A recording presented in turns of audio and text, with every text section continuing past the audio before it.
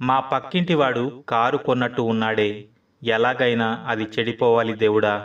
నాకంటే జూనియర్ని మా బాస్ మెచ్చుకుంటాడా? ఎలాగైనా ఆ జూనియర్ గాడిని ఇవాళ బాస్తో తిట్టించాలి. ఏంటి, నా ఫ్రెండ్ కొడుకు అమెరికా వెళ్తున్నాడా? ఛీ, నా కొడుకు ఉన్నాడు ఎందుకు, దేనికి పనికిరాడు. ఇలా చాలామంది అసూయతో బాధపడుతూ ఉంటారు. సొంత స్నేహితుడు బాగుపడినా ఓర్చుకోలేరు. మిత్రమా, నువ్వు కూడా ఇలాగే అసూయపడుతూ ఉన్నావా? అయితే ఇది విను. కొడుకు కోసం రాముడిపై కైకేయి పెంచుకున్న అసూయ ఆమెను విధవగా మార్చింది. కృష్ణుడిపైన శిశుపాలుడు పెంచుకున్న అసూయ అతడి మరణానికి కారణమైంది. ఈ ప్రపంచంలో అన్నిటికంటే ప్రమాదకరమైనది అసూయ. అది నిన్ను నువ్వే నాశనం చేసుకునేలా చేస్తుంది. అందుకే అసూయను వదిలిపెట్టి మంచి మార్గంలో ప్రయాణించి, అవతలివాడు నీకంటే గొప్పవాడు అయితే వాడి గొప్పతనాన్ని నువ్వు స్ఫూర్తిగా తీసుకో. ఆ స్ఫూర్తితో నువ్వు వాడిలా ఉన్నతంగా ఎదగడానికి ప్రయత్నించు. వాడికంటే గొప్పవాడివి కావాలని మాత్రమే కలలుకను. కానీ వాడి ప్రతిభను చూసి ఎప్పుడూ అసూయపడుతూ వాడిని ఎలాగైనా దిగజార్చాలి, వాడిని కించపరచాలి అని ప్రయత్నించకు. అది వాడిని కష్టపెట్టకపోగా నీకే అంతులేని నష్టాలను మిగులుస్తుంది. నీ జీవితాన్ని చివరికి చిత్తు కాగితం కంటే వ్యర్థంగా మారుస్తుంది. గుర్తుపెట్టుకో. అన్నా, నువ్వు గొప్పోడివన్నా. అయ్యా, మిమ్మల్ని మించిన వారు ఎవరూ లేరయ్యా అని ఎదుటి వాళ్లను పొగుడుతూ వాళ్ల ముందు చేతులు కట్టుకొని బానిసలాగా బతుకుతూ వాళ్ళు చేసే అవమానాలను సహిస్తూ భరిస్తూ ఉంటారు కొంతమంది. అలాంటి వాళ్ళు ఎప్పటికీ పైకి ఎదగలేరు. ఎదుటివాడు ఎంత గొప్పవాడైనా, నీకంటే ఎంతటి ప్రతిభావంతుడైనా, వాడికంటే నిన్ను నువ్వు ఎప్పుడూ తక్కువ చేసుకోవద్దు. నీ విలువను నువ్వే దిగజార్చుకోవద్దు. వాడి అహంకారాన్ని భరిస్తూ నిన్ను నువ్వే కించపరుచుకోవలసిన కర్మ ఏమి పట్టింది నీకు? నిన్ను అవమానించిన వాడి అహంకారాన్ని దెబ్బకొట్టి పాతాళానికి అణిచివేయడం ఎలాగో ఆలోచించు. అంతేకాని ఎవడో గొప్పతనాన్ని పొగుడుతూ ఎంతకాలం వాడి కాలి కింద చెప్పులా పడి ఉంటావు? అన్నా అయ్యా అంటూ చుట్టూ తిరుగుతావు. నీ విలువను నువ్వే భూస్థాపితం చేసుకుని, నీ జీవితాన్ని వ్యర్థం చేసుకుని, అవతలి వాళ్ల కింద జీవోత్సవంలా బతికే కంటే నిన్ను నువ్వు గొప్పగా తీర్చిదిద్దుకోవడానికి ప్రయత్నిస్తూ ప్రాణాలు వదిలేయి. ఈ భూమి మీద ఎవ్వడూ పుట్టుకతోనే ప్రతిభావంతుడు కాదు, అసమర్థుడు అంతకంటే కాదు. సాధన చేసినవాడు సాధకుడు అవుతాడు. యుద్ధంలో పోరాడి గెలిచినవాడు వీరుడు అనిపించుకుంటాడు. నీలో ఉన్న సాధకుడిని నిద్రలేపు. ఆఖరి రక్తపు బొట్టు వరకు పట్టుదలతో పోరాడు. అప్పుడు నువ్వు చేరుకునే స్థాయిని చూసి నిన్ను అవమానించి నువ్వు పనికిరావు అన్నవాడే సిగ్గుతో తలదించుకుంటాడు. ఆ క్షణం వాడి ప్రతిభ సిగ్గుతో తలదించుకుంటుంది. వాడేంటి, నిన్ను చూసి ఈ సమాజం నీకు బ్రహ్మరథం పట్టి నీకు జేజేలు పలికేలా చేస్తుంది. గుర్తుపెట్టుకో. ఛీ, వాడు నన్ను అవమానించాడు, ఇక జీవితంలో మళ్ళీ వాడి ముఖం చూడను అని బాధపడుతున్నావా? ఒక్క మాట చెబుతాను విను. జీవితంలో నిన్ను ఒకరు అవమానించారు అని బాధపడకు. నిన్ను ఒకరు అవమానించారు అంటే నీ విలువను గుర్తించే స్థాయి వారికి లేదని అర్థం చేసుకో. అందుకే వాళ్ళు వాళ్ల స్థాయికి తగినట్టు నిన్ను అవమానించారు. అంతేకాని నువ్వు వాళ్లకంటే ఎందులోనూ తక్కువ కాదు. నిజానికి ఈ భూమి మీద ఎవరు ఎవరికంటే గొప్పవాళ్లు కాదు. ఒకరు పురాణాలు చదివి జ్ఞానులు అయితే మరొకరు సకల శాస్త్రాలు నేర్చుకున్న పండితులు అయి ఉంటారు. ఒకరు లక్షలు సంపాదించిన లక్షాధికారులు అయితే మరొకరు కోట్లు సంపాదించిన కోటీశ్వరులుగా మారతారు. అందుకే ఎవరు ఎవరికంటే గొప్పవారు కాదు. అది తెలియకుండా ఎవరైనా నిన్ను అవమానించారు అంటే మౌనంగా ఒక చిన్న చిరునవ్వుతో వారి ముందు నుంచి పక్కకి వెళ్ళిపో. కానీ అనుక్షణం నువ్వు అనుకున్న లక్ష్యం కోసం పోరాడడం పైన దృష్టి పెట్టు.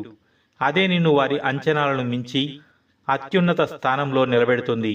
అప్పుడు వాళ్లంతట వాళ్లే నీ ముందు మోకరిల్లి నీ సహాయం కోసం నిన్ను బ్రతిమిలాడతారు అనే విషయం గుర్తుపెట్టుకో. నీ జీవితానికి నువ్వే కర్త, నువ్వే కర్మ, నువ్వే క్రియ. వాడు ఎవడో ఏదో చేశాడు, వీడు ఎవడో ఏదో చేశాడు, అందుకే నేను ఇలా అయిపోయాను అని చూస్తూ కూర్చోవడం ఇకనైనా మానుకో. నీ జీవితం ఎవరి చేతుల్లోనూ ఉండదు, అది నీ చేతుల్లో మాత్రమే ఉంటుంది.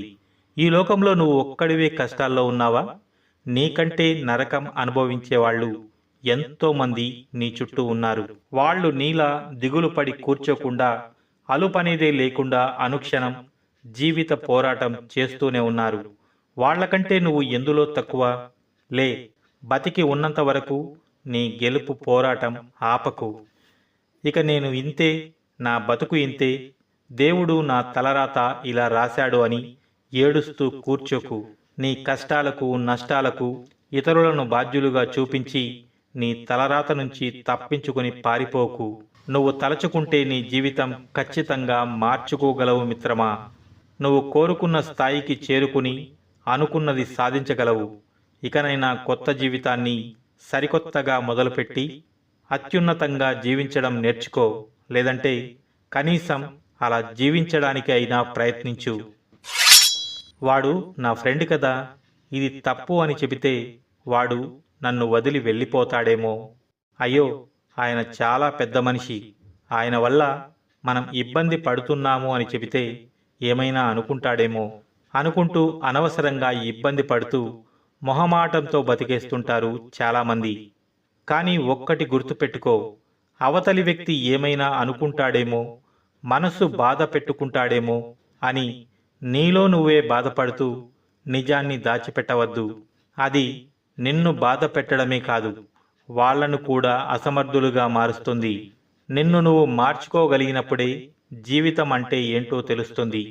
జీవితంలో ముందుకు వెళ్ళే ధైర్యం లభిస్తుంది.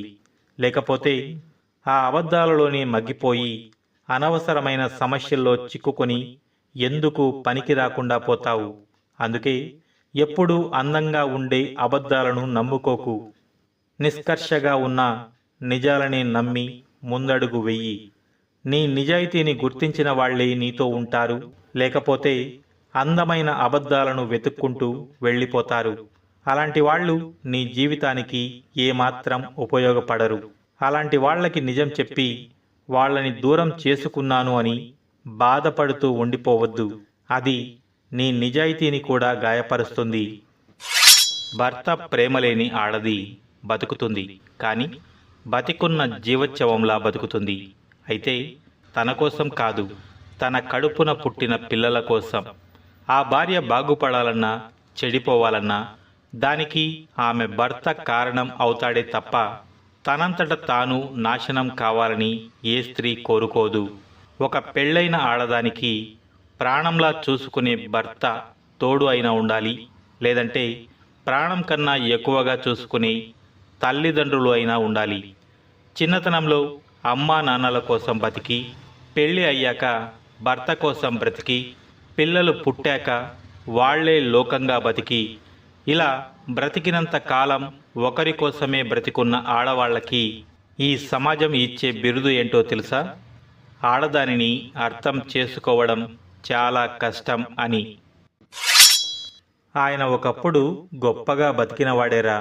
అప్పట్లో ఆయన చేతికి ఎముక ఉండేది కాదు. అయ్యా అని ఎవరు పిలిచినా తన దగ్గర ఉన్నదంతా దానం చేసేవాడు. అలా చేసి చేసి ఇప్పుడు ఇలా తయారయ్యాడు అని కొంతమంది పిచ్చివాళ్ల గురించి మరియు పేదవాళ్ల గురించి, యాచకుల గురించి ఇలాంటి మాటలు మనం వింటూనే ఉంటాం. అయితే నువ్వు కూడా దానం చెయ్యి, కానీ ఎవరైనా ఆకలితో ఉంటే భోజనం దానం చేసి వాళ్ళ ఆకలి తీర్చు. కన్నీళ్లతో ఉంటే వాళ్ళ బాధను తీర్చివెయ్యి. కష్టంలో ఉంటే చెయ్యి అందించి వాళ్ళ అవస్థను దూరం చెయ్యి. ఎందుకంటే ఈ భూమి మీద మనిషి మాత్రమే చెయ్యగల గొప్ప కార్యం అది ఒక్కటే. ఎందుకంటే దానం విలువ తెలిసినవాడు కాబట్టే కర్ణుడు తన శరీరాన్ని చీల్చి మరీ కవచకుండలాలను ఇంద్రుడికి దానం చేశాడు. వచ్చినవాడు శ్రీ మహావిష్ణువు అని తెలిసిన వామనుడికి దానమయ్యాడు బలిచక్రవర్తి. కేవలం ఒక పావురాన్ని కాపాడడానికి ఏకంగా తన శరీరాన్ని ముక్కలు చేసి సమర్పించాడు శిబి చక్రవర్తి. అయితే దానం ఎంత గొప్పదైనా అది మూర్ఖులు, అసమర్థులు, అనర్హులకు చేరితే మాత్రం అపాత్రదానంగా మారిపోతుంది. మూర్ఖుడు తనకు లభించిన దానం ప్రేమతో సాధించాను అని భ్రమపడతాడు. ఆ భ్రమ అతడిని మరింత మూర్ఖత్వంలోకి నెట్టేస్తుంది. అలాగే అసమర్థుడు దానంగా అందింది ఆయాచితంగా లభించింది అని అనుకుంటాడు. మళ్ళీ అలాంటి దానాల కోసమే ఎదురుచూస్తూ కాలం గడిపేస్తాడు. కానీ తన సామర్థ్యాన్ని పెంచుకోవడానికి మాత్రం ప్రయత్నించడు. అలాగే అనర్హుడు కూడా తనకు లభించిన దానిని ఉపయోగించుకోలేకపోగా ఎవరికీ పనికి రాకుండా వ్యర్థం చేస్తాడు. అలాంటి దానాలు వారినే కాకుండా నిన్ను కూడా దెబ్బతీస్తాయి. మరి ఇలాంటి దానాలు మీరు ఎప్పుడైనా చేశారా? చేసి ఉంటే కామెంట్ చేయండి.